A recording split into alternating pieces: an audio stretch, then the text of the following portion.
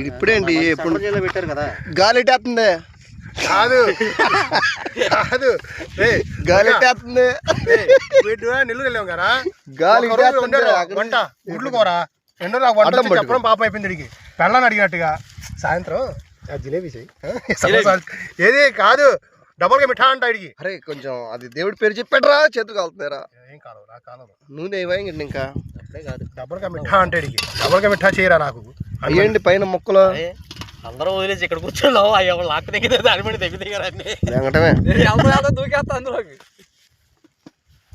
అదేంట్రా పైన చెప్తున్నావు అబాబు ఇదిరా కబాబ్స్ అంట.